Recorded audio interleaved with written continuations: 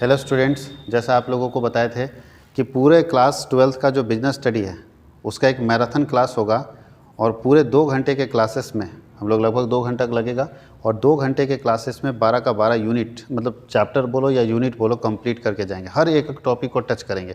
इसलिए हम लोग कुछ पीडीएफ लेके नहीं आए हैं, क्योंकि पीडीएफ लेके आते तो दिक्कत होता है। उससे अच्छा हम पूरे सिलेबस को ही लेके आए हैं और सारे सिलेबस को हम टच कर जा रहे हैं। एक एक चीज़ को समझाते हुए आगे बढ़ते जाएंगे। आपके लिए बहुत फ़ायदेमंद है। पूरे वीडियो, लंबा वीडियो जरूर जाएगा लेकिन आराम से देखिएगा। पूरे वीडियो को देखिएगा तो ओवरऑल रिवीजन एक बार में 100 नंबर का जो क्वेश्चन है सब्जेक्टिव मोड में वो हो जाएगा। ऑब्जेक्टिव के लिए 2 मॉडल पेपर आपको जारी कर दिए हैं और अगर हम सब्जेक्टिव पढ़ लें तो बहुत सारा ऑब्जेक्टिव भी क्लियर हो जाएगा। तो हम लोग सब्जेक्टिव अगर पढ़ेंगे तो ऑब्जेक्टिव ऑटोमेटिक क्लियर होते चला जाएगा। तो सब्जेक्टिव में एक एक करके हम लोग डिस्कस करते हैं। तो समय बर्बाद ना करते हुए वीडियो को पूरा देखिएगा और अच्छा लगे तो लोगों को शेयर भी कर दीजिएगा ताकि ज़्यादा से ज़्यादा स्टूडेंट को इसका फ़ायदा मिल सके। तो चलिए स्टार्ट करते हैं। Class 12th business study unit 1। पहला यूनिट में अगर आप देखेंगे सिलेबस में तो फर्स्ट यूनिट में आपको पढ़ना है, यूनिट 1 है, उसमें पढ़ना है nature and significance of management. तो सबसे पहले हम लोग कॉन्सेप्ट ऑफ मैनेजमेंट पढ़ना है और मैनेजमेंट का कॉन्सेप्ट क्या है, ऑब्जेक्टिव क्या है, इंपॉर्टेंस क्या है। तो चलिए मैनेजमेंट का कॉन्सेप्ट क्या है वो बता देते हैं। मैनेजमेंट का मतलब होता है डिसीजन मेकिंग। मैनेजमेंट का मतलब होता है decision making. Management means decision making process है। Management means decision making process related to planning, organising, staffing, directing and controlling. नियोजन क्या है, निर्णय लेने से संबंधित प्रक्रिया है। प्रबंध जो है वो निर्णय लेने से संबंधित प्रक्रिया है। प्रबंध में किस चीज़ का निर्णय लेते हैं तो प्लानिंग करते हैं हम लोग, ऑर्गेनाइजिंग करते हैं, डायरेक्टिंग करते हैं, स्टाफिंग करते हैं, डायरेक्टिंग करते हैं, कंट्रोलिंग करते हैं। ये पांचों काम जो मैनेजमेंट का है वो मैनेजमेंट के अंदर आता है। नहीं, मैनेजमेंट का मतलब होता है किसी भी काम को करने से संबंधित निर्णय लेने की प्रक्रिया प्रबंध कहलाती है। किसी भी काम को करने से संबंधित निर्णय लेने की प्रक्रिया प्रबंध कहलाती है। यानी management means decision making related to managerial activity, चाहे वो प्लान हो, चाहे वो ऑर्गेनाइजिंग हो, चाहे स्टाफिंग हो, चाहे डायरेक्टिंग हो, चाहे कंट्रोलिंग हो। जो पांचों फंक्शन ऑफ मैनेजमेंट है वो पांचों को हम लोग इसके अंदर लेते हैं। तो इसका कॉन्सेप्ट समझ गए। उद्देश्य क्या है मैनेजमेंट का, तो मैनेजमेंट का उद्देश्य है maximum utilisation, maximum output in minimum efforts. कम से कम मेहनत में ज़्यादा से ज़्यादा उत्पादन करना है। Maximum production at minimum cost, कम से कम लागत में ज़्यादा से ज़्यादा उत्पादन करना है। मैनेजमेंट क्या करता है, एफिशिएंसी इंक्रीज करता है। बोलता है to increase the efficiency of workers, कर्मचारियों की कार्य क्षमता बढ़ाता है। तो मैनेजमेंट के उद्देश्य, अगर मैनेजमेंट सही रहेगा तो आपका परफॉर्मेंस बढ़ेगा, मैनेजमेंट सही रहेगा तो आपका एक्सपीरियंस बढ़ेगा, मैनेजमेंट सही रहेगा तो मिनिमम कॉस्ट में मैक्सिमम प्रोडक्शन होगा। अगर मैनेजमेंट अच्छा रहेगा तो आपके वर्कर्स के अंदर एफिशिएंसी बढ़ेगी, मैनेजमेंट अच्छा रहेगा तो आपकी प्रॉफिटेबिलिटी बढ़ेगी। और इंपॉर्टेंस ऑफ मैनेजमेंट क्या है, तो ध्यान दीजिएगा, एक एग्जाम्पल से समझा देते हैं इंपॉर्टेंस ऑफ मैनेजमेंट। हम लोगों के शरीर में सब कुछ ठीक है, हाथ बढ़िया है, शरीर का सब अंग ठीक है, खाली दिमाग अगर ख़राब हो जाए ना तो उसको पागल बोलता है। लोग बोलता है पगला गया है भाई। क्यों, उसका हाथ ठीक है, शरीर ठीक है, सब कुछ ठीक है, लेकिन दिमाग काम करना बंद कर दे तो पागल बोलता है। इसी तरह से जैसे हमारे शरीर में मस्तिष्क का काम है ना, दिमाग का काम है, सेम उसी तरह से बिजनेस में मैनेजमेंट का काम है। अगर बताइए एक बिजनेस के पास ज़मीन अच्छा है, बहुत अच्छे जगह पे ज़मीन है, लोकेशन अच्छा है, बहुत अच्छी फैक्ट्री है, बहुत अच्छी मशीनरी है, बहुत अच्छे वर्कर है, बहुत अच्छा मैन पावर है, बहुत अच्छी टेक्नोलॉजी है, बहुत अच्छा मार्केटिंग है, बहुत अच्छा प्रोडक्ट है, लेकिन सिर्फ उसका मैनेजमेंट ख़राब है ना तो वो कंपनी रन नहीं कर सकती। जैसे अभी आप सरकारी स्कूल का हाल देख लीजिए, क्या नहीं उसके पास सब कुछ अच्छा है लेकिन सिर्फ मैनेजमेंट नहीं है, जिसके कारण सरकारी स्कूल और सरकारी हॉस्पिटल का दुर्दशा आप देखते हैं, सरकारी व्यवस्था देखते हैं, क्या नहीं उसके पास है, सारी चीज़ें उससे कम है प्राइवेट वाले के पास, लेकिन अच्छा मैनेजमेंट करके वो अच्छा काम कर ले रहा है। तो ये चीज़ क्या होता है कि सबसे ज़्यादा इंपॉर्टेंट चीज़ होता है मैनेजमेंट का, मैनेजमेंट होना चाहिए। अगर मैनेजमेंट अच्छा रहेगा तो ख़राब से ख़राब प्रोडक्ट भी बेच देगा। तो जिस तरह से हमारे शरीर में मस्तिष्क का काम होता है, मस्तिष्क हमारे शरीर के हर कंपोनेंट्स को एक्टिव रखता है, उसी तरह से मैनेजमेंट का काम है बिजनेस में।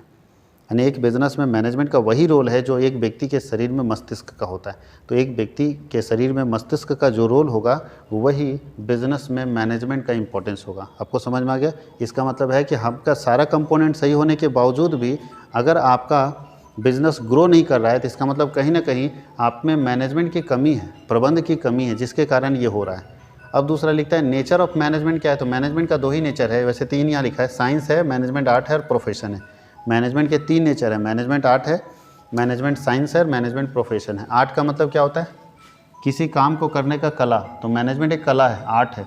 ये हर व्यक्ति के अंदर डेवलप नहीं होता है, उसको सीखना पड़ता है, डेवलप करना पड़ता है। तो एक कला है जिसको इस्तेमाल एक मैनेजर अपना मैनेजमेंट डिसीजन मेकिंग में करता है। तो मैनेजमेंट एक आर्ट है जो सीखा जाता है, जो हुनर सीखा जाता है कि कैसे हम मैनेज करेंगे हर चीज़ को। मैनेजमेंट एक साइंस है, साइंस का मतलब होता है systematic knowledge of any subject, किसी भी विषय का क्रमबद्ध ज्ञान विज्ञान कहलाता है। तो मैनेजमेंट में भी आपको क्रमबद्ध ज्ञान करना पड़ेगा, सिस्टमैटिक नॉलेज लेना होगा, पहले प्लानिंग, फिर ऑर्गेनाइजिंग, फिर स्टाफिंग, फिर डायरेक्टिंग, फिर कंट्रोलिंग। तो इसीलिए इसको साइंस बोलते हैं, क्योंकि इसमें सिस्टमैटिक पढ़ते हैं इसलिए इसको साइंस बोलते हैं। ये कला है, हर व्यक्ति इसको नहीं कर सकता, मैनेजमेंट हर व्यक्ति नहीं कर सकता। MBA हर व्यक्ति कर सकता है, हर बच्चा MBA हो सकता है, लेकिन MBA के बाद तुम्हारे अंदर मैनेजरियल क्वालिटी है या नहीं है, ये कला है, सीखना पड़ता है। जो बंदा सीखेगा वो मैनेजर अच्छा बनेगा। और एक प्रोफेशन आज के समय में मैनेजमेंट करने के बाद, यानी जो MBA कर लेता है तो बहुत लोग नौकरी नहीं करता है, बोलता हम खुद का ऑफिस खोलेंगे और खुद का ऑफिस खोल के हम सर्विसेज देंगे, जिसको हमसे सर्विस लेना वो आओ भैया, हमको पैसा दो और मेरे से सर्विसेज लो। इसलिए मैनेजमेंट को पेशा भी बोला जाता है, प्रोफेशन भी बोला जाता है। पेशा है मैनेजमेंट, प्रबंध क्या है, पेशा है। तो प्रबंध विज्ञान है, प्रबंध कला है और प्रबंध पेशा है। अब बोलता है लेवल्स ऑफ मैनेजमेंट। तो आप लोग जानते हैं प्रबंध के स्तर 3 होते हैं, प्रबंध के 3 स्तर होते हैं, 3 लेवल ऑफ मैनेजमेंट होता है। पहला होता है उच्च स्तरीय प्रबंध, दूसरा होता है मध्य स्तरीय प्रबंध और तीसरा होता है निम्न स्तरीय प्रबंध, जिसको फर्स्ट लेवल और सुपरवाइजरी लेवल भी बोलते हैं। Top level management, middle level management, lower level management. उच्च स्तरीय प्रबंध, मध्य स्तरीय प्रबंध और निम्न स्तरीय प्रबंध। उच्च स्तरीय प्रबंध में कौन होते हैं, डायरेक्टर होता है, बोर्ड ऑफ डायरेक्टर होता है, ये सब ऊपर होते हैं। इनका काम क्या है, इनका काम है कंपनी का नीति तय करना, कंपनी का उद्देश्य डिसाइड करना, कंपनी किस लिए काम कर रही है, कंपनी का लक्ष्य निर्धारित करना, ये सब इसका काम है। मिडिल लेवल का काम है टॉप लेवल और सुपरवाइजरी लेवल में लिंक बनाना। इसके अंदर कौन आते हैं, तो मिडिल लेवल में आते हैं डिपार्टमेंटल मैनेजर्स वगैरह, जैसे purchase manager, sales manager, production manager, marketing manager. और इसके अंदर आते हैं सुपरवाइजर्स, सुपरवाइजर, फोरमैन, ये सब इसके अंदर आते हैं। इसका काम है अपने वर्कर से काम करवाना, इसका काम है अपने वर्कर से काम करवाना। तो 3 लेवल ऑफ मैनेजमेंट होता है, टॉप लेवल, मिडिल लेवल और lower level. Function of management पढ़ना है। मैनेजमेंट के 5 फंक्शन होते हैं, इसको पोस्ट DC बोलते हैं। Planning, organising, staffing, directing, controlling. नियोजन, संगठन, नियुक्तिकरण, उसके बाद होता है निर्देशन एंड नियंत्रण। तो पहला है प्लानिंग, दूसरा ऑर्गेनाइजिंग, तीसरा स्टाफिंग, चौथा डायरेक्टिंग और 5वां कंट्रोलिंग। पहले नियोजन बनाना, प्लान बनाएंगे, फिर उसके अनुसार संगठन तैयार करेंगे, फिर उसके अनुसार लोगों को नौकरी देंगे, फिर उसके अनुसार डायरेक्शन देंगे, निर्देश देंगे, और फिर देखेंगे कि मेरे निर्देश के अनुसार काम कर रहा है कि नहीं कर रहा है। अगर नहीं कर रहा है तो उसको कंट्रोलिंग करेंगे। तो ये है फंक्शन ऑफ मैनेजमेंट जो हम लोगों को पढ़ना था। नियोजन क्या होता है, तो भविष्य से संबंधित भविष्य से संबंधित निर्णय लेना, पहले डिसाइड करना, प्री डिटर्मिनेशन ऑफ फ्यूचर, कि क्या करना है, कैसे करना है, उसका अगर पहले निर्धारण होता है तो उसको प्लानिंग बोलते हैं। ऑर्गेनाइजेशन मतलब आप तय कर लिए कि हमको क्या करना है, तो संगठन तैयार कीजिएगा ना, कितने लोग चाहिए, जो लोग चाहिए उनके अंदर क्या गुण होना चाहिए। और जब संगठन तैयार कीजिए कि हमारे यहाँ 5 या मान ली 10 लोग चाहिए, इस बिज़नेस को चलाने के लिए 10 लोग चाहिए, अपने संगठन बना रही है, तो 10 लोग को नौकरी दीजिएगा ना, तो उसके लिए स्टाफिंग करेंगे। अब स्टाफिंग कर दिए, 10 लोग नौकरी पर आ गया, तो उसको डायरेक्शन दीजिएगा ना, कैसे काम करना है, तो डायरेक्टिंग करेंगे। और फिर देखेंगे कि जैसा हम उसको डायरेक्शन दिए उसके अनुसार वो काम कर रहा है कि नहीं कर रहा है। अगर कर रहा है तो शाबाशी दीजिए, और नहीं कर रहा है तो कंट्रोलिंग कीजिए, डांटिए, डपटिए, धमकाइए, जो भी करना कीजिए। उसके नीचे आता है कोऑर्डिनेशन। समन्वय क्या होता है, कोऑर्डिनेशन का मतलब होता है मिल के काम करना। जब एक प्रबंध के सारे लोग, जब एक मैनेजमेंट के सारे लोग आपस में मिल के किसी एक उद्देश्य के लिए काम करते हैं, एक ही पर्पस के लिए काम करते हैं, मेहनत करते हैं एक उद्देश्य को प्राप्त करने के लिए, तो उसको हम लोग बोलते हैं कोऑर्डिनेशन, समन्वय। समन्वय का मतलब होता है सारे जो लोग हैं एक यूनिट बन के काम करते हैं, एक इकाई बन के काम करते हैं, उनको लगता है कि हमारा एक ही उद्देश्य है, तो उसको हम लोग बोलते हैं कोऑर्डिनेशन, मिल के काम करना। आज एक क्रिकेट टीम अगर गेम खेलती है तो 11 खिलाड़ी का एक ही उद्देश्य होता है कि हमको गेम को जीतना है। अगर उद्देश्य अलग अलग होगा तो गेम नहीं जीत पाएंगे, इसलिए बोलता है सारे खिलाड़ियों का एक ही उद्देश्य होता है कि हमको गेम जीतना है, और इसी को हम लोग बोलते हैं समन्वय, मिल के काम करना। उसके अगले क्वेश्चन में हम लोग चलते हैं, अगला टॉपिक में देखिए चैप्टर 1 आपका कंप्लीट हो गया। चैप्टर 2 में हम लोगों को प्रिंसिपल ऑफ मैनेजमेंट पढ़ना है, ध्यान दीजिएगा। प्रिंसिपल ऑफ मैनेजमेंट याद कीजिएगा। अच्छा, प्रबंध, अगर आप मैनेजमेंट कर रहे हैं, कोई बिजनेस को मैनेज कर रहे हैं, बिजनेस के लिए रूल्स रेगुलेशन सेट कर रहे हैं, बिजनेस के लिए डिसीजन मेकिंग कर रहे हैं, तो कुछ नियम कानून होने चाहिए डिसीजन मेकिंग के। तो उसके लिए 2 प्रिंसिपल ध्यान दीजिएगा। प्रिंसिपल्स ऑफ मैनेजमेंट के अंदर हम लोगों को हेनरी फ्योल का प्रिंसिपल पढ़ना है। तो लिखा है प्रिंसिपल ऑफ मैनेजमेंट में मीनिंग पढ़ना है, नेचर पढ़ना है और सिग्निफिकेंस पढ़ना है, कि मीनिंग क्या है प्रिंसिपल्स का, नेचर क्या है और सिग्निफिकेंस क्या है। भारत में जितने भी मैनेजमेंट होते हैं, हर जगह पे कुछ ना कुछ ऐसे प्रिंसिपल होने चाहिए जिसको हर मैनेजर फॉलो करेगा। अब बताइए, मैनेजर आप बना दिए, हम MBA किए हुए, हम भी मैनेजमेंट का काम करते हैं, तो हमको जब डिसीजन लेना होगा तो हम कोई ना कोई तो ऐसे सिद्धांत होने चाहिए ना जिसका पालन हमको करना होगा। हमको देखना पड़ेगा कि हम उस सिद्धांत का पालन करते हैं कि नहीं करते।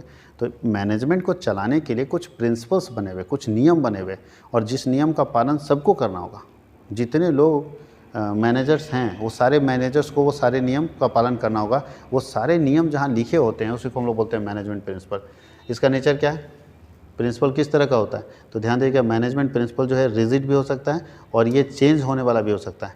मैनेजमेंट प्रिंसिपल अच्छा कैसे बनता है प्रिंसिपल, तो प्रिंसिपल दो आधार पर बनता है। पहला बनता है ऑब्जर्वेशन के आधार पर और दूसरा बनता है एक्सपेरिमेंट के आधार पर। एक्सपेरिमेंट के आधार पर जो बनता है उसको साइंस का प्रिंसिपल बोलते हैं। साइंस के जितने प्रिंसिपल है एक्सपेरिमेंट के आधार पर बनते हैं। कॉमर्स के जितने प्रिंसिपल हैं ऑब्जर्वेशन के आधार पर बनते हैं। ऑब्जर्वेशन मतलब होता है अवलोकन, देख के।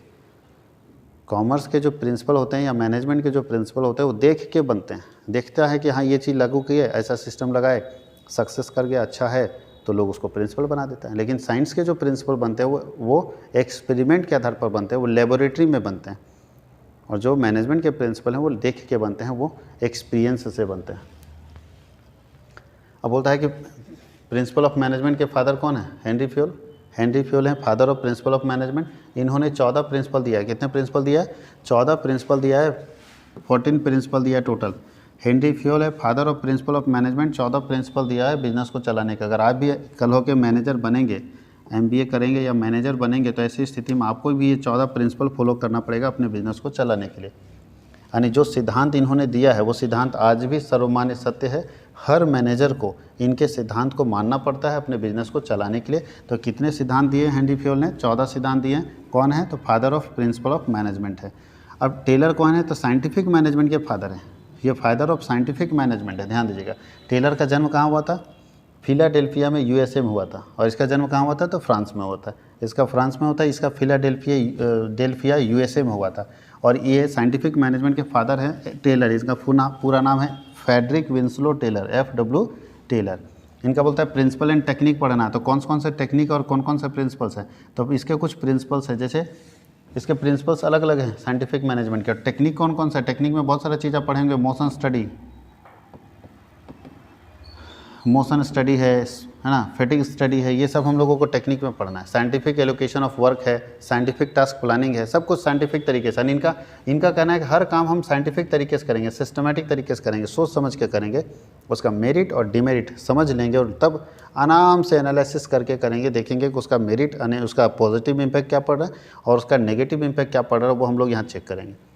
तो ये हम लोग देखेंगे टेलर्स साइंटिफिक मैनेजमेंट के अंदर कि उसका पॉजिटिव और नेगेटिव इफेक्ट क्या पड़ रहा है। तो याद रखिएगा कि टेलर जो है फादर है साइंटिफिक मैनेजमेंट का, और उनका टेक्निक क्या बोलता है। उनके अंदर मोशन स्टडी में क्या देखना है कि एक व्यक्ति काम कर रहा है तो उसका स्पीड क्या है, मोशन क्या है उसके काम करने का, तो वो हम लोगों को चेक करना है। हम लोगों को इसके अंदर फैटिग स्टडी चेक करना है कि एक वर्कर काम करते करते तब कब थकता है, उसको फैटिग स्टडी बोलते हैं। फैटिग चेक करेंगे कब थकता है।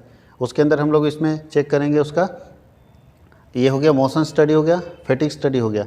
उसके बाद हम लोग चेक करते हैं कि स्पीड क्या है उसका, किस हिसाब से काम कर रहा है। वर्क स्टडी करेंगे, काम कितना कर रहा है, तो हर चीज़ को स्टडी करने की ज़रूरत है कि वो कर कितना रहा है। परफॉर्मेंस स्टडी करेंगे, तो हर चीज़ को यहाँ पे हम लोग स्टडी करते हैं। तो साइंटिफिक टेक्निक में आपको पढ़ना है, फिर से ध्यान दीजिएगा, साइंटिफिक एलोकेशन ऑफ वर्क, ठीक है, काम का वैज्ञानिक वितरण, साइंटिफिक अलॉटमेंट ऑफ टास्क, काम का कार्य का वैज्ञानिक वितरण हम लोग पढ़ सकते हैं। दूसरा जो हम लोग पढ़ेंगे इसमें पढ़ेंगे scientific technique of decision making, निर्णय लेने के वैज्ञानिक तकनीक पढ़ेंगे। स्टैंडर्डाइजेशन पढ़ेंगे, प्रमापीकरण पढ़ेंगे, मेंटल रिवोल्यूशन पढ़ेंगे, मानसिक क्रांति इसमें हम लोग पढ़ेंगे। तो आप अगर डिटेल पढ़े होंगे तो आपको तकनीक पता होगा कि क्या क्या इसके अंदर हम लोग पढ़े थे। अब हम लोग चलते हैं यूनिट 3 यानी चैप्टर 3 में। चैप्टर 3 में हम लोग क्या क्या पढ़े थे बताइए। बिजनेस इन्वायरमेंट के बारे में पढ़े थे। बिजनेस इन्वायरमेंट का मतलब ऐसा वातावरण, देखिए जितना भी हमारे आसपास में जो आवरण है उसको वातावरण बोलते हैं। जो हमारे आसपास में आवरण है उसको हम लोग क्या बोलते हैं, वातावरण। और अगर बिजनेस आप चला रहे हैं तो बिजनेस के आसपास में आवरण है फैला हुआ कोई ना कोई, तो जितने कंपोनेंट जो बिजनेस को प्रभावित करते हैं प्रत्यक्ष रूप से या अप्रत्यक्ष रूप से, यानी डायरेक्टली या इनडायरेक्टली अगर आपके बिजनेस को प्रभावित कोई करता है तो उसको हम लोग कहते हैं व्यावसायिक वातावरण, बिजनेस इन्वायरमेंट। वो प्रत्यक्ष रूप से भी प्रभावित करता है और अप्रत्यक्ष रूप से। अगर कोई वातावरण आपके बिजनेस को प्रत्यक्ष या अप्रत्यक्ष रूप से प्रभावित करता है तो इसे हम लोग बोलते हैं व्यावसायिक वातावरण, बिजनेस इन्वायरमेंट। और बिजनेस इन्वायरमेंट मतलब हमारा ट्यूशन मान लीजिए यहाँ पे चल रहा है, तो हमको दो फैक्टर हैं जो प्रभावित कर सकते हैं, कि बाहर वाले फैक्टर प्रभावित कर सकता है और एक अंदर वाले फैक्टर प्रभावित कर सकते हैं। मेरे स्टूडेंट भी हमको इफेक्ट कर सकते हैं और मेरा बाहर कंपटीटर वगैरह भी हमको इफेक्ट कर सकता है। तो बाहर वाला और अंदर वाला दोनों जो वातावरण है ना, ये बिजनेस इन्वायरमेंट कहलाता है। कि बिजनेस जिस माहौल में चल रहा है उस माहौल में अगर कोई व्यक्ति प्रत्यक्ष रूप से या अप्रत्यक्ष रूप से यानी डायरेक्टली या इनडायरेक्टली अगर आपके बिजनेस को प्रभावित करते हैं तो उसे हम लोग बोलते हैं व्यावसायिक वातावरण। और व्यावसायिक वातावरण के अंदर मीनिंग और इम्पोर्टेंस देखना जो आप पढ़ें, बिजनेस इन्वायरमेंट का डायमेंशन देखना, 5 इन्वायरमेंट होता है। इसको आप टाइप्स ऑफ बिजनेस इन्वायरमेंट भी बोल सकते हैं। इसको टाइप्स ऑफ बिजनेस इन्वायरमेंट बोल सकते हैं। इकोनॉमिक इन्वायरमेंट होता है, social environment, technological environment, political environment and legal environment. ये सारे ऐसे वातावरण हैं जो व्यवसाय को डायरेक्टली नहीं लेकिन इनडायरेक्टली इफेक्ट करता है। बताइए इकोनॉमिक इन्वायरमेंट, बताइए सरकार की नीति बदल गई, आपका बिजनेस प्रभावित हो जाएगा। सरकार जीएसटी लेकर आ गई, आपका बिजनेस प्रभावित हो जाएगा। तो ऐसे बहुत सारे कारण हो सकते हैं जिसके कारण आपका बिजनेस प्रभावित हो सकता है। तो ऐसे इकोनॉमिक इन्वायरमेंट के बारे में हम लोग स्टडी करेंगे। दूसरा बोला सोशल इन्वायरमेंट क्या है जो आपके बिजनेस को प्रभावित कर सकता है। तो सोशल इन्वायरमेंट में बताइए सामाजिक रीति रिवाज, सामाजिक कुरीतियाँ। अगर समाज में लोग आपके प्रोडक्ट का बहिष्कार कर दिया तो आपका बिजनेस प्रभावित हो सकता है। टेक्नोलॉजी चेंज हो जाने के कारण आपका बिजनेस प्रभावित हो सकता है। जितना जल्दी टेक्नोलॉजिकल चेंजेज आ रहा है, मोबाइल वगैरह के क्षेत्र में टेक्नोलॉजी जितना जल्दी चेंज हो रहा है उससे बहुत सारे व्यवसाय प्रभावित हो रहे हैं। बताइए पॉलिटिकल इन्वायरमेंट, अगर पॉलिटिक्स वाले लोग तंग करना शुरू कर दिए तो वो उससे भी प्रभावित हो सकता है। सरकारें बदल जाएगी, आपके बिजनेस पर गलत असर पड़ सकता है। और कानून, अगर कोई कानून बदल गया तो उससे भी बिजनेस पर गलत असर पड़ सकता है। तो ये सारे फैक्टर हैं जिससे बिजनेस पर गलत असर पड़ सकता है। तो इकोनॉमिक इन्वायरमेंट हो, सोशल इन्वायरमेंट हो, टेक्निकल इन्वायरमेंट हो, पॉलिटिकल इन्वायरमेंट हो या लीगल इन्वायरमेंट हो, ये सारे इन्वायरमेंट बिजनेस को अप्रत्यक्ष रूप से, डायरेक्टली नहीं बट इनडायरेक्टली ये लोग अफेक्ट करता है। अब हम लोग को इसमें एक चीज़ और पढ़ना है, new economic policy. New economic policy के अंदर हम लोगों को 3 चीज़ पढ़ना है जो यहाँ लिखा हो पूरा, इतना लंबा नहीं कि हम लोग को 3 चीज़ पढ़ना है। Liberalization, privatization and globalization. इसको बोलते हैं उदारीकरण, निजीकरण और वैश्वीकरण।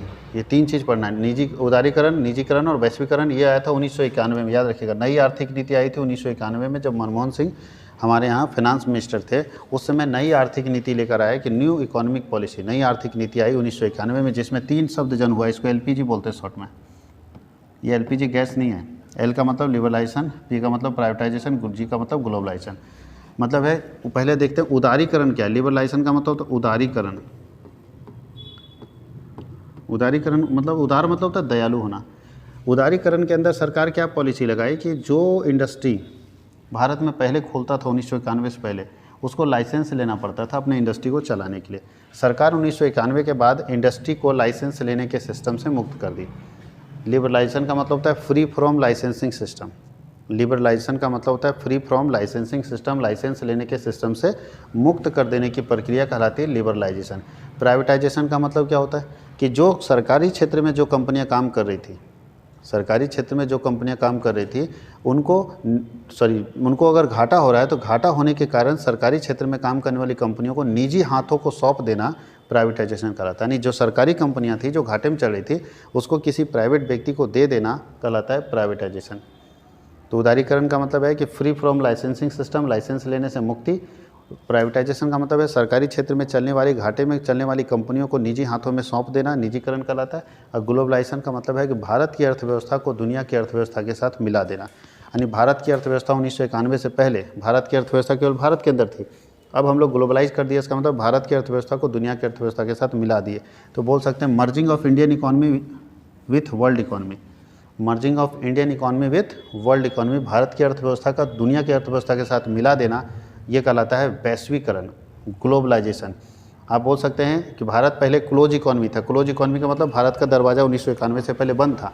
भारत ना तो दुनिया के किसी देश में बेचता था, ना दुनिया के किसी देश से खरीदता था। तो ये ग्लोबलाइजेशन आने से क्या हुआ कि हम लोग ओपन इकॉनमी हो गए। ओपन इकॉनमी का मतलब ये होता है कि हम अपना सामान दुनिया के किसी भी देश में बेच सकते हैं और अपना सामान दुनिया के किसी देश से खरीद सकते हैं। हमारी अर्थव्यवस्था ओपन हो गई, हम दुनिया के साथ मिल गए। इसीलिए अगर दुनिया में किसी देश में बैंक डूबता है तो उसका असर भारत में भी पड़ता है, क्योंकि हम लोगों का मार्केट जो हो गया वो ग्लोबलाइज मार्केट हो गया। अब हम लोग चलते हैं प्लानिंग के अंदर क्या पढ़ेंगे। नियोजन क्या है बताइए। भविष्य की क्रियाओं का पहले से अनुमान लगाना नियोजन कहलाता है। भविष्य की क्रियाओं का पहले से अनुमान लगाना नियोजन कहलाता है, या आप बोल सकते हैं कि आप कहाँ जाना चाहते हो, इसका निर्धारण अगर पहले करते हो, क्या करना चाहते हो, क्या, कब, कैसे, जैसे क्या करना है, कैसे करना है, कब होगा, कौन करेगा, ये सब सवालों का जवाब ढूंढना ही नियोजन कहलाता है। या बोल सकते हैं कि भविष्य से संबंधित निर्णय लेने की प्रक्रिया किसके अंदर आती है, प्लानिंग के अंदर आती है। प्लान हमेशा भविष्य से रिलेटेड होता है, प्लान जब भी बनता है तो फ्यूचर का बनता है।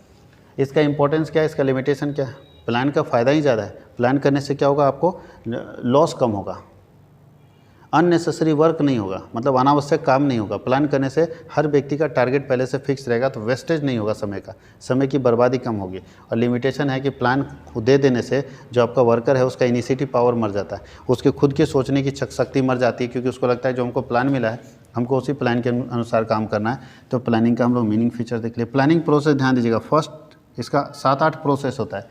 पहला प्रोसेस होता है कि ऑब्जेक्टिव डिसाइड कीजिए, उद्देश्य का निर्धारण कीजिए। आप लिखे होंगे नियोजन प्रक्रिया, एक बार देख लीजिएगा। तो सबसे पहला प्रक्रिया है डिटर्मिनेशन ऑफ ऑब्जेक्टिव, उद्देश्य का निर्धारण करना। और सबसे लास्ट प्रोसेस होता है फॉलोअप करना।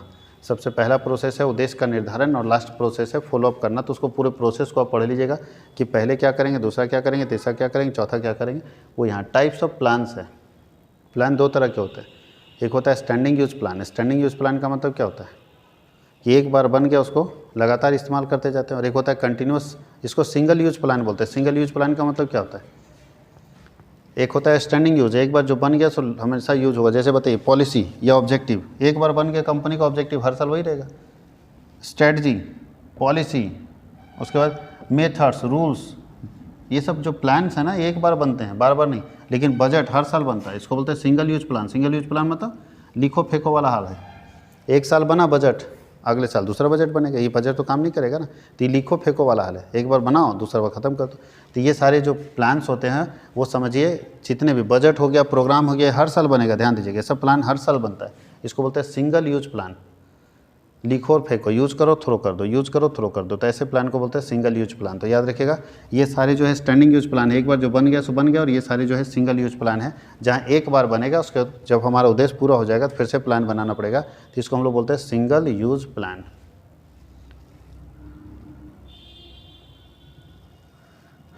सबसे बड़ा टॉपिक है ऑर्गेनाइजेशन एंड स्टाफिंग। चलिए, ऑर्गेनाइजिंग का मतलब क्या होता है, संगठन का मतलब होता है सबको एक साथ जोड़ना। आप चलिए प्लान तो बना लिए, उस प्लान को प्राप्त करने के लिए, उस योजना को प्राप्त करने के लिए लोगों का समूह बनाना पड़ेगा ना, कि अकेले सब संभव है। अकेले आप चाहेंगे कि हम सब कुछ कर लें, ये संभव नहीं है। तो अगर आप चाहते हैं कि लक्ष्यों की प्राप्ति हो जाए, जिसके लिए हम प्लान बनाए, मेरा प्लान सक्सेसफुल हो जाए, तो उसके लिए आपको एक टीम बिल्ड करना पड़ेगा। टीम बिल्ड करने की प्रक्रिया, टीम बनाने की जो प्रक्रिया होती है उसी को हम लोग बोलते हैं संगठन। संगठन का मतलब होता है टीम बनाने की प्रक्रिया। आपको ग्रुप बनाना होगा लोगों का, अकेले संभव नहीं है कि आप सारा काम कर लेंगे। इसलिए जब आप ग्रुप बनाएंगे लोगों का तो उसको हम लोग बोलते हैं ऑर्गेनाइजिंग। उसी को हम लोग बोलते हैं ऑर्गेनाइजिंग करना, ऑर्गेनाइजेशन करना। आगे लिखा है मीनिंग एंड इंपॉर्टेंस पढ़ना आपको कि ऑर्गेनाइजेशन का मीनिंग क्या है। तो ध्यान दीजिएगा, ऑर्गेनाइजेशन बैकबोन का काम करता है। बैकबोन समझते हैं ना, रीढ़ की हड्डी।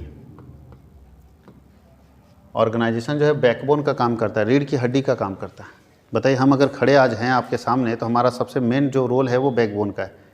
बैकबोन नहीं रहेगा तो हम जिंदा तो रहेंगे, चलेंगे भी, लेकिन दौड़ नहीं पाएंगे, तेज़ी से ग्रो नहीं कर पाएंगे, तेज़ी से भाग नहीं पाएंगे। उसी तरह से ऑर्गेनाइजेशन अगर किसी बिजनेस में नहीं है, ऑर्गेनाइजेशन कमज़ोर है, तो जिंदा तो रहेगा बिजनेस, लेकिन ग्रो नहीं कर सकता, डेवलप नहीं कर सकता, तेज़ी से भाग नहीं सकता। इसलिए ऑर्गेनाइजेशन जो है वो बैकबोन का काम करता है, रीढ़ की हड्डी। जितना स्ट्रॉन्ग उसका बैकबोन होगा, जितना और स्ट्रॉन्ग उसका ऑर्गेनाइजेशन होगा, बिजनेस उतना ही अच्छा डेवलप करेगा। इसलिए ऑर्गेनाइजेशन को बैकबोन का नाम दिया गया।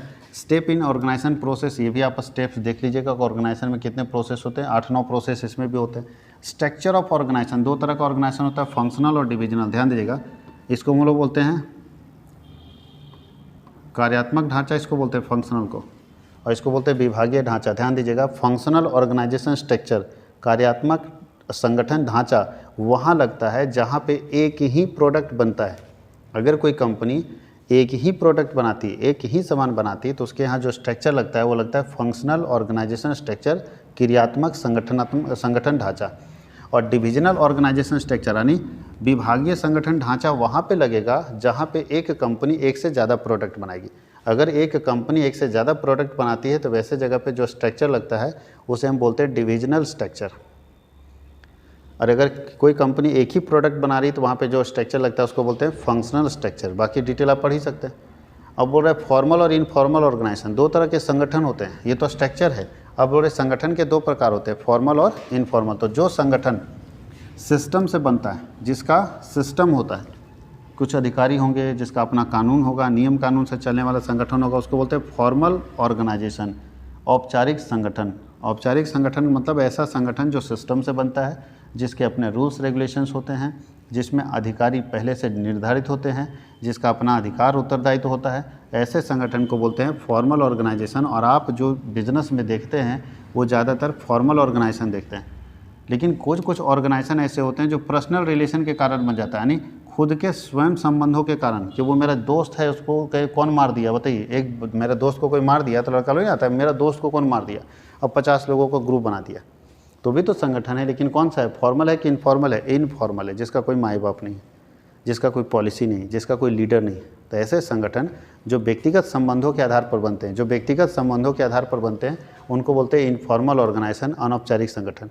अनौपचारिक संगठन व्यक्तिगत संबंधों के आधार पर बनेंगे, और औपचारिक संगठन जो है वो कानूनी आधार पर बनेगा, यानी ये कानून से बनेगा और ये व्यक्तिगत संबंधों के आधार पर बनेगा कि हमारा उससे ज़्यादा संबंध है, इसलिए ये संगठन बन रहा है। तो ऐसे संगठन को हम लोग बोलते हैं इनफॉर्मल ऑर्गेनाइजेशन। नीचे लिखा है डेलीगेशन क्या होता है, डेलीगेशन ऑफ अथॉरिटी।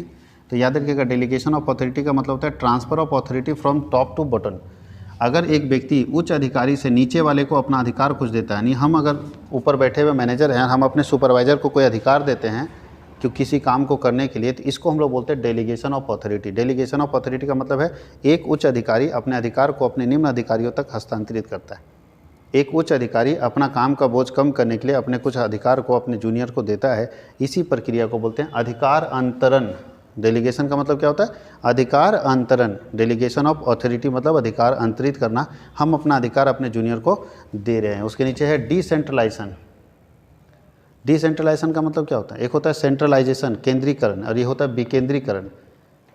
केंद्रीकरण का मतलब होता है सारा निर्णय लेने का पावर अगर किसी एक व्यक्ति के हाथ में है तो उसको बोलते हैं केंद्रीकरण, सेंट्रलाइजेशन।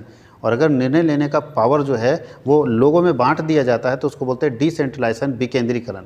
जैसे बताइए, सरकार जो चलती है उसमें निर्णय लेने का पावर एक ही व्यक्ति के पास होता है या अलग अलग व्यक्ति के पास होता है? तो अलग अलग व्यक्ति के पास होता है। सरकार क्या करती है, बोले कोयला के लिए कोयला मंत्री बना दिया, एजुकेशन के लिए एजुकेशन मिनिस्टर बना दिया, पेट्रोलियम के लिए अलग मिनिस्टर बना दिया, बोलो वो सब निर्णय लेगा। भैया हम सब निर्णय नहीं लेंगे। तो इसका मतलब है कि अगर निर्णय लेने की शक्ति अलग अलग लोगों में बांट दी जाती है तो उस प्रक्रिया को बोलते हैं विकेंद्रीकरण। विकेंद्रीकरण एक ऐसी प्रक्रिया है जिसमें निर्णय लेने की शक्ति अपने जूनियर्स के बीच में बांट दी जाती है, तो ऐसी प्रक्रिया को हम लोग बोलते हैं विकेंद्रीकरण, डिसेंट्रलाइजेशन। और सेंट्रलाइजेशन, केंद्रीकरण एक ऐसी प्रक्रिया जहाँ पर निर्णय लेने की शक्ति किसी एक व्यक्ति के हाथ में ही होती है, उसे हम लोग बोलते हैं सेंट्रलाइजेशन। तो डिसेंट्रलाइजेशन का मतलब समझिए, निर्णय लेने की जो प्रक्रिया है, निर्णय लेने का जो क्रिया है, निर्णय लेने का जो पावर है, वो एक व्यक्ति अपने से जूनियर को दे देता है, उसको बोलते हैं विकेंद्रीकरण, मतलब बंटवारा कर देना। अगर बताइए हम ऑफिस में फ़ी हम खुद लेते हैं, सब काम हम खुद देखते हैं, अगर हम अपने काम को बांट दे अपने जूनियर को तो उस प्रोसेस को बोलते हैं डिसेंट्रलाइजेशन। इसका देख लीजिएगा आप लोग, इंपॉर्टेंस क्या है, इंपॉर्टेंस क्या होगा बताइए। अगर डिसेंट्रलाइज करेंगे तो पहला फ़ायदा होगा कि जो हमारे जूनियर है वो ग्रो करेगा, जूनियर को डेवलप करने का मौका मिलेगा, जूनियर को अपना दिमाग लगाने का मौका मिलेगा, इससे इंडस्ट्री को फ़ायदा होगा, इससे फ्यूचर के लिए लीडर तैयार होगा, इससे इंडस्ट्री का क्या होगा, मान ली कोई वर्कर है उसको दबा के रखे हुए, हो सकता है हम जो सोचते हैं मेरे से ज़्यादा अच्छा सोच सकता है, तो जब तक हम नीचे डिसीजन मेकिंग नहीं करेंगे, जब तक हम डिसेंट्रलाइजेशन नहीं करेंगे तो उसका जो क्वालिटी है उसका फ़ायदा कैसे उठाएंगे। तो अगर किसी वर्कर के क्वालिटी का फ़ायदा उठाना तो उसके लिए डिसेंट्रलाइजेशन करना है। अब नीचे एक चीज़ और लिखा है कि difference between delegation and decentralization, तो दोनों को के बारे में समझा चुके हैं। आपके पास इसका PDF में नोट्स भी था, आराम से इसको पढ़ सकते हैं।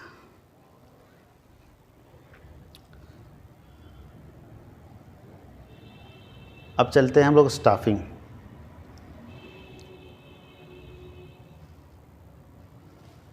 स्टाफिंग के अंदर हम लोगों को सबसे पहले पढ़ना है स्टाफिंग का मतलब क्या होता है। स्टाफिंग के अंदर 3 चीज़ हम लोग देखेंगे। स्टाफिंग के अंदर 3 चीज़ देखते हैं। यहाँ देखिए, एक रिक्रूटमेंट, एक सिलेक्शन, एक ट्रेनिंग। ठीक है, रिक्रूटमेंट, सिलेक्शन, ट्रेनिंग। तो स्टाफिंग का मतलब होता है कि एक वर्कर, ध्यान दीजिएगा, अगर कंपनी में कोई खाली जगह है तो खाली जगह पे लोगों को लाके भरना, उसको ट्रेंड करना और उसको नौकरी पर लगा देना। फिर से ध्यान दीजिए, खाली स्थान जो है वहाँ पे लोगों को भरना, उसका सिलेक्शन करना और उसको ट्रेनिंग करके नौकरी पर लगा देना, इस सारा प्रक्रिया जो है कहलाता है स्टाफिंग। यानी कोई खाली जगह, मान लीजिए मेरे पास 3 मैनेजर का पोस्ट खाली, तो पहले मैनेजर को लाएंगे, फिर उसको ट्रेन करेंगे, फिर वहाँ बैठा देंगे कि लो भैया तुम्हारा सीट है, तुम यहाँ पे काम करो। ये पूरा प्रोसेस स्टाफिंग कहलाता है। तो स्टाफिंग बोल सकते हैं कि staffing means recruitment plus selection plus training. Staffing means नियुक्तिकरण का मतलब क्या होता है? नियुक्तिकरण का अर्थ होता है रिक्रूटमेंट, भर्ती, चयन और ट्रेनिंग, यानी भर्ती प्लस चयन प्लस प्रशिक्षण इक्वल टू नियुक्तिकरण। नियुक्तिकरण एक ऐसी प्रक्रिया है जिसमें एक वर्कर का रिक्रूटमेंट, सिलेक्शन एंड ट्रेनिंग किया जाता है। नियुक्तिकरण एक ऐसी प्रक्रिया है जिसमें एक वर्कर का रिक्रूटमेंट, यानी हम लोग अगर देखें तो भर्ती, चयन और प्रशिक्षण किया जाता है। अब सबसे पहले यहाँ लिखा है कि रिक्रूटमेंट क्या होता है। रिक्रूटमेंट का मतलब क्या होता है? रिक्रूटमेंट एक ऐसी प्रक्रिया है जिसके अंदर हम योग्य उम्मीदवार को चुनते हैं और उसको कंपनी में आवेदन देने के लिए, योग्य उम्मीदवार को चुनते हैं और उसको कंपनी में आवेदन देने के लिए आमंत्रित करते हैं कि आप कंपनी में आवेदन दीजिए, आप अप्लाई कीजिए और आप मेरे यहाँ नौकरी ले सकते हैं। इसमें नौकरी नहीं मिलता, इसमें सिर्फ एप्लीकेशन डलवाने के लिए तैयार करते हैं। यानी रिक्रूटमेंट एक ऐसा प्रोसेस है जहाँ पे कैंडिडेट को हम अपने कंपनी में आवेदन देने के लिए प्रेरित करते हैं, मोटिवेट करते हैं। सोर्सेज ऑफ रिक्रूटमेंट दो तरह है, इंटरनल रिक्रूटमेंट और एक्सटर्नल रिक्रूटमेंट, यानी कंपनी के अंदर से भर्ती और कंपनी के बाहर से भर्ती। आप चाहेंगे तो कंपनी के अंदर के ऑफिसर को बोल सकते हैं, किसी आदमी को बोल सकते हैं तुम उस पोस्ट के लिए फॉर्म भर दो, और चाहेंगे तो कंपनी के बाहर से ला सकते हैं। तो रिक्रूटमेंट दो तरह का होता है, इंटरनल और एक्सटर्नल। कंपनी के अंदर से भर्ती और कंपनी के बाहर से भर्ती। अंदर से भर्ती के अपने फ़ायदे घाटे हैं और बाहर से भर्ती के अपने फ़ायदे घाटे, जो आपको बता दिएगा होगा।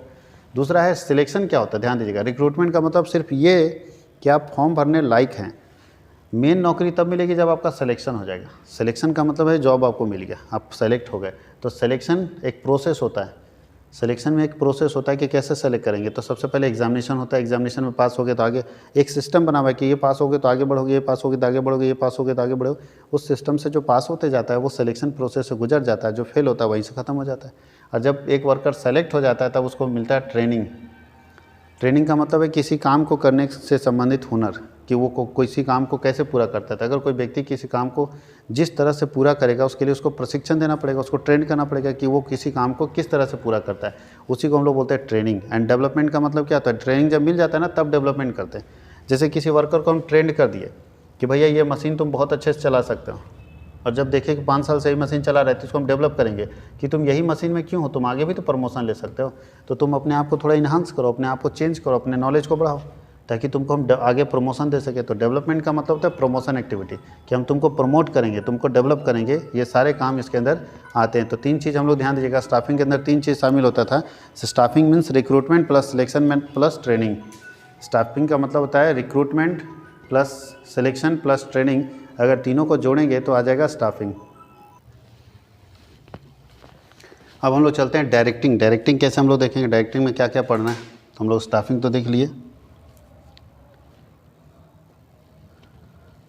डायरेक्टिंग के 4 एलिमेंट होते हैं। डायरेक्शन के देने का मतलब क्या होता है? मान लीजिए आपने प्लान बना दिया, आपने ऑर्गेनाइजेशन कर लिया, आपने वो स्टाफ भी ला दिया, भैया ये वर्कर चाहिए, तो स्टाफ अपने काम करेगा या उसको डायरेक्ट करना पड़ेगा, उसको आपको इंस्ट्रक्ट करना पड़ेगा।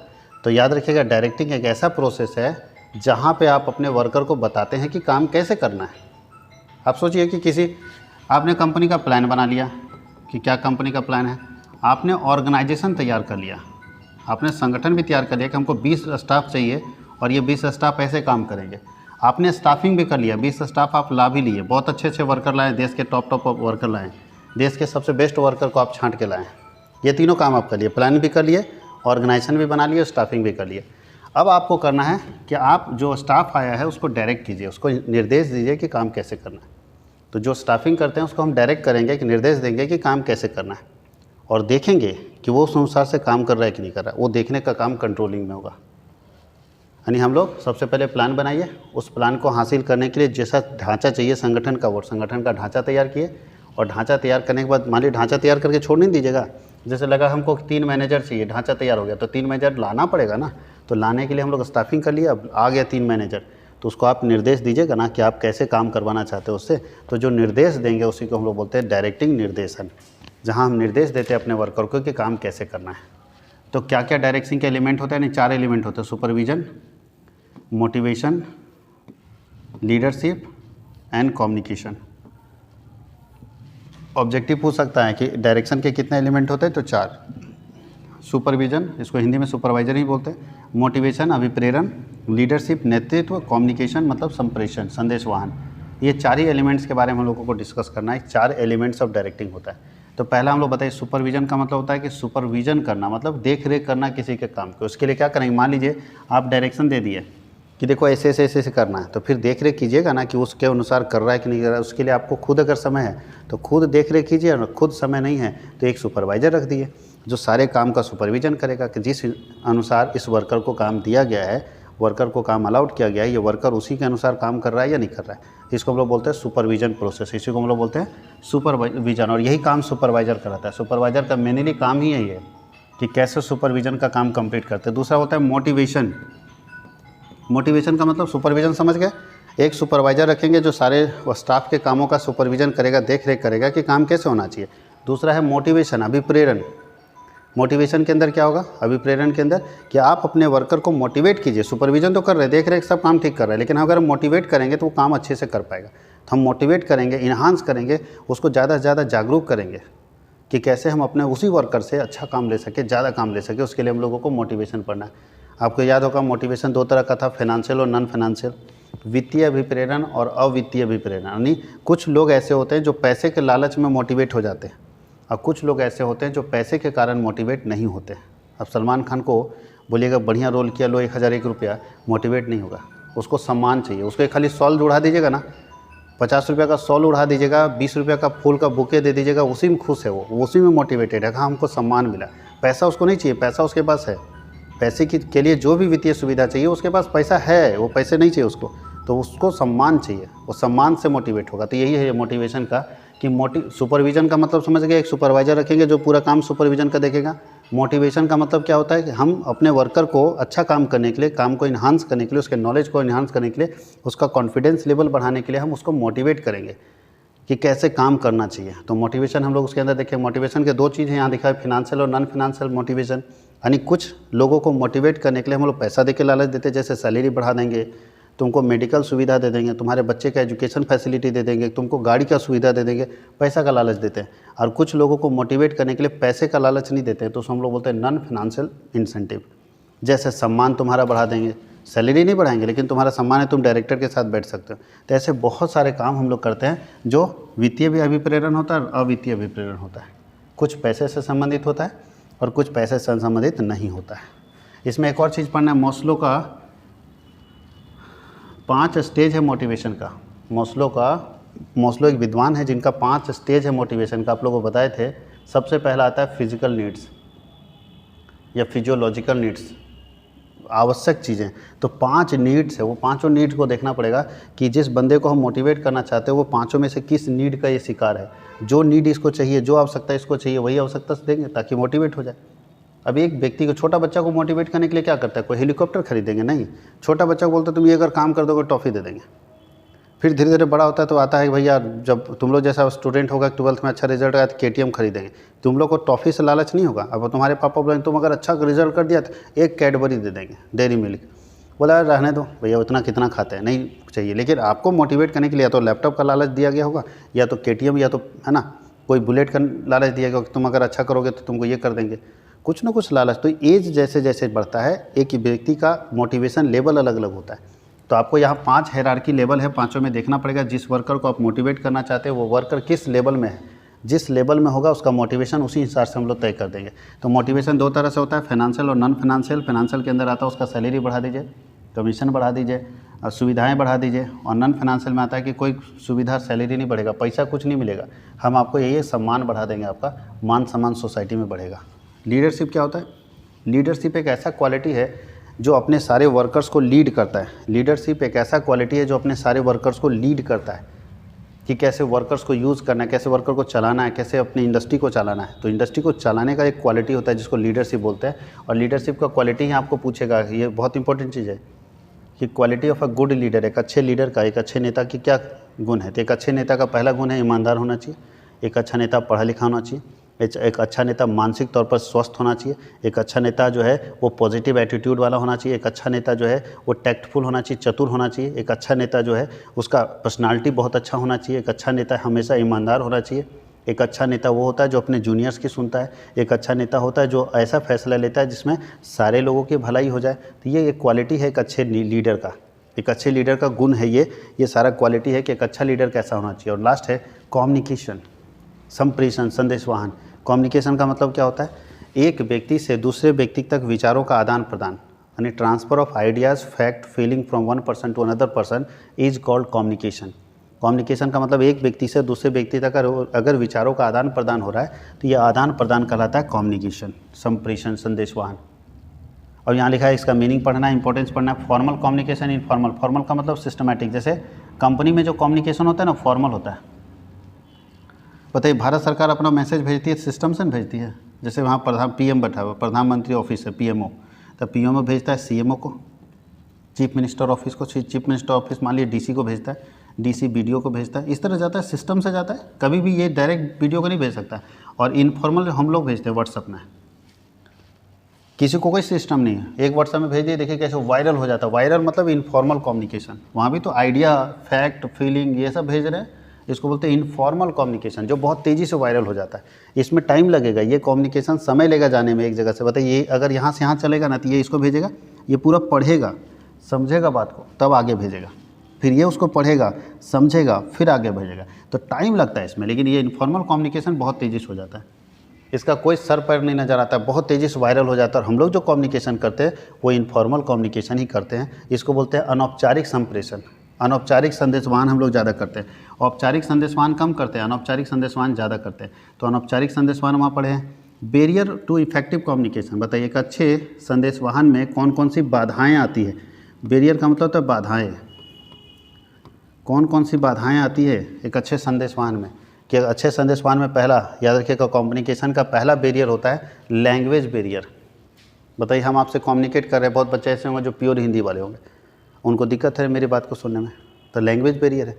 इसका मतलब ये नहीं कि सतीश कुमार पढ़ाता ख़राब है, और इसका मतलब ये नहीं कि वो पढ़ने में कमज़ोर है। इसका मतलब ये है कि कहीं ना कहीं जो लैंग्वेज सतीश कुमार यूज़ कर रहे हैं वो नहीं समझ पा रहे। तो लैंग्वेज बैरियर हो सकता है जहाँ हमारी बात सामने वाला ना समझे। दूसरा और क्या बैरियर हो सकता है? तो बताइए लैंग्वेज खाली बैरियर होगा? नहीं, उसके अलावा हो सकता है कम्युनिकेशन बैरियर में से दूसरा बैरियर हो सकता है लिसनिंग बैरियर। सामने वाला सुन ही नहीं रहा है मेरी बात को, बहरा है, सुन ही नहीं पा रहा है, तो ये भी बैरियर, हम अपनी बात नहीं समझा पा रहे। तीसरा हम लोग बोलते हैं साइकोलॉजिकल बैरियर, मन से मान रखा है कि हमको नहीं समझना है, तो उसको हम समझाएंगे भी तो नहीं समझेगा। तो ऐसे बहुत सारे बैरियर। उसके बाद आता है टेक्नोलॉजिकल बैरियर, टेक्नोलॉजी के कारण बात नहीं समझ में, फ़ोन करते करते कट गया, आवाज़ सुनाई नहीं दे रहा है। तो बहुत सारे ऐसे बैरियर्स होते हैं, बहुत सारी ऐसी समस्याएं, बाधाएं होती है संदेशवाहन करने में। संदेशवाहन में बहुत सारे ऐसे समस्याएं, बाधाएं आ जाती है जिससे संदेशवान अच्छे से हो नहीं पाता है। तो इसको हम लोग बोलते हैं बैरियर ऑफ इफेक्टिव कम्युनिकेशन। तो देख लीजिएगा, आपके पूरे नोट्स में होगा। एक बार एकदम थोरो स्टडी करना, बहुत ज़्यादा नहीं, क्योंकि आप चाहेंगे 1 घंटे के क्लास में पूरे चैप्टर का बुक खत्म कर दें, ये पॉसिबल ही नहीं हो रहा है। तो इसलिए आपको थोरो स्टडी करना है, एकदम हर टॉपिक पर एक बार रिवीजन करते चले जाना है, कंटिन्यू कंप्लीट होता चला जाएगा। उसके नीचे लिखा है कंट्रोलिंग के अंदर क्या क्या पढ़ना है। कंट्रोलिंग का हिंदी होता है नियंत्रण। बताइए हम लोग क्या किए, अब डायरेक्शन दे दिए तो अब नियंत्रण कीजिए, देखिए कि डायरेक्शन के अकॉर्डिंग काम कर रहा है कि नहीं कर रहा है। तो कंट्रोलिंग में आपको कुछ नहीं देखना, स्टेप देखना, और 4 ही स्टेप होता है कंट्रोलिंग के। कंट्रोलिंग के 4 स्टेप होता है। सबसे पहले क्या करेंगे, स्टैंडर्ड सेट करेंगे। आप देखिएगा वहाँ लिखा होगा मानक तय करना, स्टैंडर्ड सेटिंग। सबसे पहले मानक तय कीजिए कि काम कितना होना चाहिए। तय कर दिए कि एक वर्कर को एक दिन में 8 पीस बनाना है, स्टैंडर्ड सेट कर दिया। दूसरा बोलता है मेजरिंग एक्चुअल परफॉर्मेंस, उसके वास्तविक काम को मेजर कीजिए, measuring actual performance, actual performance. सबसे पहले स्टैंडर्ड सेट कर दिए कितना पीस बनाना है, फिर उसके वास्तविक काम को मापे कि वास्तविक काम कितना किया। मान लीजिए हम तय कर दिए कि 8 पीस रोज़ बनाना है, और आज जब आपको मापते हैं तो देखें कि हम आप 7 पीस बना दिए। तो सबसे पहले स्टैंडर्ड सेट किए, फिर आपके काम को मापे, फिर तुलना करेंगे। तीसरा बोलता है comparison, comparison of actual performance with standard performance. देखिए कि भैया तुम एक्चुअल में 7 किए हो, करना तुमको है कितना। मान लीजिए हमने तय किया मानक, कंट्रोल कैसे करेंगे बताइए। आपको पापा कंट्रोल कैसे करेंगे, क्या बदमाशी कर रहे हो नहीं कर रहे हो। कंट्रोलिंग का एक ही तरीका, पापा आपका मार्क्स देख लिए कि बेटा तुम जिस हिसाब से पढ़ रहे हो तुमको 95% मार्क्स आना चाहिए। ऐसा बच्चा हंस रहा होगा, कैसे आएगा। तो 95% मार्क्स आना चाहिए। पापा ने स्टैंडर्ड सेट कर दिया 95%। अब तुम बच्चा लाए हो भैया 75%, तो पापा क्या करेंगे, ये वेरिएशन को चेक करेंगे ना। पहला चीज़ स्टैंडर्ड सेट कर दिए मानक, ये एक्चुअल परफॉर्मेंस। फिर पापा क्या करेंगे, पापा का काम है कि मानक से एक्चुअल को कंपेयर करेंगे, देखेंगे 20% शॉर्ट कर रहा है, तुलना करेंगे तब ना। तो 20% क्यों शॉर्ट कर रहा है, उसके कारण को ढूंढेंगे, क्या कारण रहा मेरे बच्चे में जो कम हो गया मार्क्स। और चौथा करेक्टिव एक्शन। फिर ज़रूरत पड़ा कि बच्चा नहीं पढ़ा था तो डंडा शुरू, तो यहाँ करेक्टिव एक्शन होगा, मतलब सही काम होगा, सही फैसला होगा, सही एक्शन लिया जाएगा, ताकि काम जो है वो अब इस बार तो गलती हो गई, अगले बार ये गलती ना हो, इसके लिए सारे काम किए जाएंगे। तो सबसे पहले याद रखिएगा 4 स्टेप्स होते हैं कंट्रोलिंग प्रोसेस के अंदर। सबसे पहले हम लोग क्या करते हैं कंट्रोलिंग के अंदर, स्टैंडर्ड सेट करते हैं, दूसरा मेजर करते हैं एक्चुअल परफॉर्मेंस को, तीसरा बोलता है दोनों को कंपेयर करते हैं, और चौथा बोलता है करेक्टिव एक्शन लेते हैं। 4 काम हम लोग करते हैं कंट्रोलिंग के अंदर, और तब हम किसी को कंट्रोल कर सकते हैं। आप भी किसी को कंट्रोल करना, ये 4 काम कीजिए, ऑटोमेटिक वो कंट्रोल हो जाएगा, ऑटोमेटिक उसको हम कंट्रोल कर देते हैं। तो कंट्रोलिंग के अंदर हम लोग बेसिकली 4 काम करते हैं। सबसे पहला हम लोग मेजर करते हैं, स्टैंडर्ड सेट करते हैं, फिर मेजर करते हैं एक्चुअल परफॉर्मेंस को, फिर बोलता है आगे कि हम लोग कंपेयर करते हैं एक्चुअल परफॉर्मेंस को स्टैंडर्ड परफॉर्मेंस के साथ, और चौथा लिखा है फोर्थ में कि हम लोग करेक्टिव एक्शन लेते हैं, यानी करेक्ट एक्शन लेते हैं कि कैसे हम लोग इसको इम्प्रूव करेंगे। तो आज हम लोग बिजनेस स्टडी का पार्ट ए अभी देख चुके हैं, और फिर शाम में आपके पास वीडियो जाएगा पार्ट बी का, थोड़ा इंतज़ार कीजिएगा। पार्ट बी का वीडियो भी आपके पास जाएगा शाम में, जिसमें पार्ट बी का हर एक टॉपिक को हम लोग एक्सप्लेन कर लेंगे। आप लोग अपने नोट्स में अगर कंटिन्यूस पढ़ लेंगे तो बहुत फ़ायदा होगा, लगातार इसको देखिए, और अगर अच्छा लगता है तो दोस्तों तक शेयर कीजिए, ताकि ज़्यादा से ज़्यादा लोगों को इसका फ़ायदा मिल सके।